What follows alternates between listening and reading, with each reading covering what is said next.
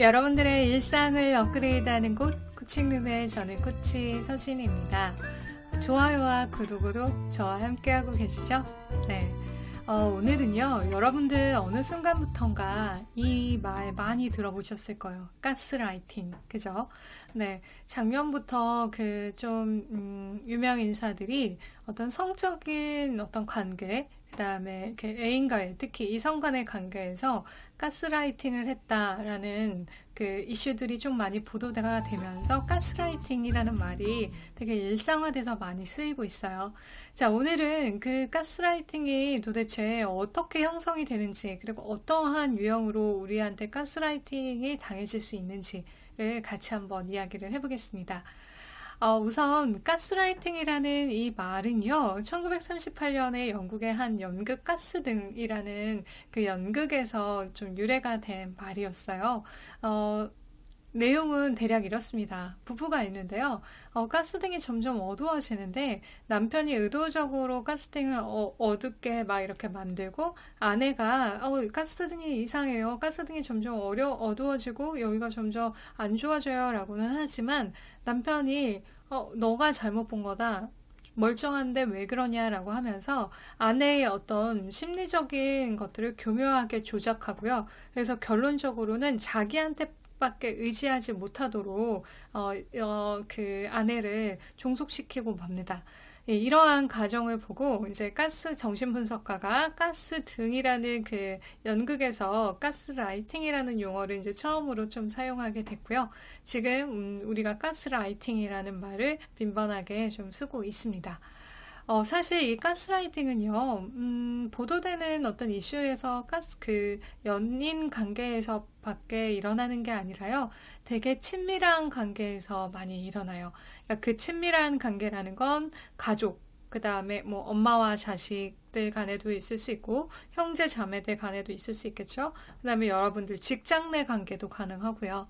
뭐 상사와 부하의 관계, 네. 그리고 또 친구와의 관계, 즉 매우 친밀한 사이에서 일어날 수 있는 게 바로 가스라이팅입니다. 왜냐하면 가스라이팅이라는 것 자체가 교묘하게 상대방의 어떤 심리를 불안하게 하거나 심리를 조정을 해서 이 사람을 나한테 완전히 의존하고, 그 다음에 내 말에 전적으로 따를 수 있게 만드는 되게 교묘한 수법이거든요. 그렇다 보니까 가끔 만나는 사람하고는 이 가스라이팅이라는 것 자체가 좀 일어나기 힘들 거겠고요. 반복해서 그 다음에 비슷한 상황을 계속해서 하고, 그 다음에 주기적으로 관계를 맺으면서 어떤 대화나 행동을 통해서 이루어지기 때문에 가스라이팅이 정말 위험한 건 친밀한 관계에서입니다. 그래서 우리가 조심해야 될 건요, 이거 가스라이팅은 남의 얘기야 라고 사실 생각할 수 있어요. 근데 전혀 아닙니다. 저도 그렇고요. 여러분들도 그렇고, 여러분들이 어떤 하는 말 자체가 특히 어떤 상대한테 유독 여러분들의 애인일 수도 있고요. 여러분들의 아이들일 수도 있고요. 친구들한테도 유독 나도 모르게 가스라이팅을 하는 언어들을 사용할 수 있어요. 가스라이터가 될 수 있다라는 거죠. 네, 그래서 이 가스라이팅은 연인 관계 문제뿐만 아니라 우리 모두의 일상에 되게 놓여 있고, 내가 가스라이터가 될 수도 있지만 가스라이팅을 내가 당하고 있을 수도 있다라는 것을 여러분들 같이 한번 이번 시간에 점검하셨으면 좋겠어요. 예를 들어서 저는 어렸을 때 이런 말들 많이 들었었어요. 그냥 저희 엄마가 편안하게 하는 얘기인데, 너는 짧은 머리가 어울려. 너는 긴 머리를 절대 하지 마. 긴 머리는 너랑 안 어울려. 이런 말들 있죠? 네. 그래서 애인한테 너는 빨간 립스틱 안 어울려. 그 립스틱 제발 바르지 마. 아니면 특히 여친한테 너는 롱 스커트 입지 마. 뚱뚱해 보여. 약간 이러한 말들, 이런 사소한 말들도 사실 가스라이터에 해당이 되는 말입니다. 가스라이터가 할 수 있고, 그런 말들은 일상생활에서 사실 친한 관계에서 의도적으로 나쁘게 하는 것 같진 않지만 계속 그 얘기를 들으면 어때요? 나는 진짜 이런 치마가 안 어울리나? 나는 머리가 짧은 게 더 난가? 나는 립스틱은 빨간 것보다 핑크가 난가? 이렇게 생각이 드는 거죠. 그래서 내가 뭔가를 자유롭게 하기보다는 상대방의 의견에 따라서 나도 모르게 거기에 의존해서 내 행동을 고쳐야겠다라고 생각을 하면 사실 그게 되게 무서운 가스라이팅입니다. 그래서 가스라이팅으로 상대방한테 어떤 굴복하고 정신적으로 의존하는 단계가 크게 세 단계라고 해요. 정신분석가 심리치료사 로빈스턴 박사가 2007년도에 이제 발표한 건데요. 첫 번째는요, 불신입니다.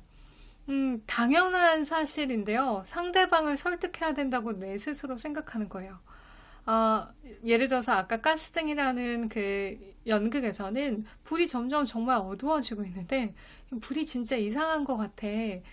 이걸 한번 봐줘. 이런 식으로 해서 나도 모르게 그냥 팩트인데 이거를 상대방을 설득을 해서 이해시켜야 되는 상황. 그래서 내가 팩트인 거를 약간 스스로 못 믿는 거. 그래서 그게 1단계입니다. 두 번째는요, 자기 방어예요. 자기 방어라는 건 뭐냐면요. 상대방하고 어떤 관계를 이제 지속해야 된다고 생각을 하잖아요. 그런데 이 관계를 지속해야 된다면 상대방이 내가 자꾸 어떤 하는 말에 짜증을 내거나 불편함을 보이니까 그 피로감이 되게 큰 거죠. 그래서 팩트인데도 불구하고 상대방이 그렇게 말하니까 그 사람 말이 맞을지도 몰라 라고 생각을 해버리는 거예요. 그래서 그 사람이 맞는 건가? 라고 해서 계속 내 어떤 주관이나 줏대를 주장하기보다는 상대가 더 맞다. 그래서 우리 관계를 그냥 안전하게 유지하는 게 나한테도 좋겠다라고 해서 생각을 하는 두 번째가 이제 자기 방어 단계입니다. 그리고 3단계가 뭐냐면요. 억압입니다. 결국 나중에는 상대방이 지속적으로 가스라이팅을 하게 되는 어떤 행동과 말에 의해서요. 모든 게 결국은 내 잘못이라고 생각을 하는 거예요. 상대방이 이렇게 싫어하는데, 그리고 이건 내가 잘못한 거구나. 내가 일부러 먼저 그 사람이 나를 위해서 이렇게 얘기해 주는 건데, 내가 말을 듣지 않았구나. 그래서 스스로를 억압하는 단계예요. 그래서 모든 게 내 잘못이라고 생각하는 상황에 이르면 완전히 그 가스라이팅에 익숙해지게 되는 거죠. 무섭죠? 네, 그래서 처음에 불신, 그 다음에 자기 방어, 억압, 이 3단계에 거쳐서 상대방의 그 교묘한 심리적인 어떤 가스라이팅에 나도 익숙해지게 된다는 거. 네, 그래서 되게 이 가스라이팅은 되게 무섭습니다. 그래서요, 실질적으로 가스라이팅을 당하면서 당하지 않는다고 생각하는 사람들이 너무 많아요. 그러니까 이게 잘못됐다고 생각하지 않는 거죠. 왜냐하면 불신, 자기 방어, 억압을 통해서 내가 그 행동을 이해하고 또 수용하고 받아들였기 때문이죠. 그래서 연인 관계에서 가끔 다른 사람이 내 남자친구가 내 여자친구가 나한테 하는 행동이 이상하긴 한데 그 행동을 다른 친구들한테 말을 하지 못해요. 그리고 말을 해서 다른 사람들이 야, 너 남친, 너 여친 좀 이상한 것 같은데? 야, 그냥 헤어져 라고 하면 오히려 그들을 옹호하기 바쁩니다. 왜? 그래야 내가 온전하게 이해한 것들이 맞다고 생각을 하니까 자기 합리화를 하게 되죠. 그래서 되게 무섭습니다. 자, 그러면 가스라이팅을 하는 어떤 가스라이팅 유형들은 어떤 것들이 있는지 한번 5가지 가스라이팅 유형을 같이 여러분들하고 생각을 해볼게요. 첫 번째는요, 거부의 형태입니다. 뭐냐면 다른 사람들이 이런 식으로 얘기를 하는 거예요. 가스라이터가 다 너 탓이야. 이건 내가 잘못한 게 아니라 다 너 탓이야. 그리고 누군가가 무슨 제안을 하면 그거는 잘못됐어. 그건 됐고 자, 그 다음에 이거는 너가 잘못해서 그런 거야. 내 잘못이 아니야. 라고 해서 하는 완곡한 거부를 할 때 가스라이팅이라고 볼 수 있어요. 자, 두 번째는요, 반박입니다. 이런 거죠. 다른 사람들이, 여기에 뭐가 있었는데 이게 없어진 것 같아. 라고 만약에 한다고 하면, 야, 너가 기억 못 하는 거 아니야? 야, 너가 잘못한 거 아니야? 뭐 이런 식인 거죠. 예를 들어서 이거는 직장 같은 경우에서도 많이 일어나요. 네. 내가 그때 시켰는데 너가 기억 못하고 지금 안 한 거 아니야? 내가 그때 그렇게 말했었잖아. 라고. 근데 너가 기억 못하는 것 같은데? 너가 잊어버린 것 같은데? 이런 식으로 얘기하는 거죠. 네, 아마 일상에서도 또 많이 볼 수 있죠. 자, 세 번째는요, 전환이에요. 피해자의 생각을 의심하는 거예요. 너가 너가 일부러 이런 거 아니야? 이런 식으로 해서 다른 사람들이 좋은 의도를 가지고 한 것도 가스라이터들은 그걸 부정적인 생각으로 전환을 해버리는 거죠. 그래서 너가 만약에 늦게 나왔다라고 하면 너가 일부러 나 골탕 먹으려고 지금 이러는 거 아니야? 이런 식으로. 네. 조금 양아치 같고 무섭죠? 네. 근데 이러한 말들이 익숙해지면 정말 심리적으로 조정을 당한다면, 아, 내가 진짜 그랬나? 아, 정말 내가 잘못했네? 라고 해서, 정말 주종관계처럼, 여기에 그냥 순종하게 된다는 게 되게 무서운 것 같아요. 네. 그 다음 네 번째는요, 경시입니다. 예를 들어서, 상대방이, 나는 이런 것들을 조금 원치 않아. 나는 이거를 조금 바꿔줬으면 좋겠어요. 내가 원하는 대로 좀 해줬으면 좋겠어요. 나 지금 너무 힘들어요. 뭐 이런 식으로 해서 자기의 힘든 마음이나 감정을 표현해요. 그러면 이렇게 얘기하는 거죠. 아, 뭘 그런 걸 가지고 그래? 넌 왜 이렇게 예민해? 아, 넌 정말 왜 이렇게 좀 특이하냐? 아, 너는 누굴 닮아서 그래? 약간 이런 표현들이죠. 네. 그래서 상대방의 어떤 감정들을 무시하고 경시하는 거. 이것도 가스라이팅에서 많이 나오는 유형입니다. 다섯 번째는 망각입니다. 실제 그 본인하고 관련된 일을요, 그냥 모른 척 하는 거예요. 아, 그랬었나? 그런 일이 있었나? 내가 너한테 얘기 안 했었나? 뭐, 이렇게요. 남자친구가 예를 들어서, 주말에 이번 주에는 뭐 어디 간다고 했는데, 사실은 간다고 하지 않았어요. 근데, 아, 내가 말 안 했었나? 아, 내가 말했던 것 같은데? 너가 기억 못하는 것 같은데? 뭐 이런 식으로 망각과 반박을 같이 하는 경우도 많죠. 네.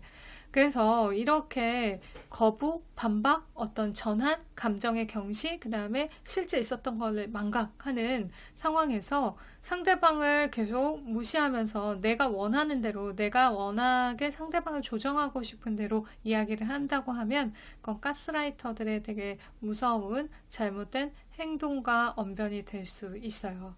그래서 우리가 좀 기억을 해야 되거든요. 일부러 가스라이팅이라는 이러한 말들, 사실 우리도 어쩌다가는 이런 거부, 반박, 전환, 경시, 망각 같은 이야기들을 할 수는 있어요. 나랑 가장 친한 사람들한테요. 하지만 이게 익숙해지면 나도 가스라이터가 될 수 있다는 거 여러분들 꼭 명심하셨으면 좋겠고요. 그리고 여러분들이 주변 누군가한테 이런 식의 좀 이상하다, 좀 이상하네, 이 사람하고 대화하면 자꾸 내가 작아지고 뭔가 잘못한 것 같고 내가 되게 불안해진다라고 느끼는 그런 관계가 있다면 그 사람이 나한테 가스라이터를 하고 있는지를 의심하셔야 합니다. 네. 오늘은 여러분들과 가스라이팅에 우리가 길들여지는 과정, 그리고 가스라이팅의 여러 유형들 같이 살펴봤고요. 여러분들의 관계를, 여러분들의 일상을 업그레이드하는 이곳 코칭룸의 좋아요와 구독으로 함께 해주시고요. 저는 지금까지 코치 서진이었습니다.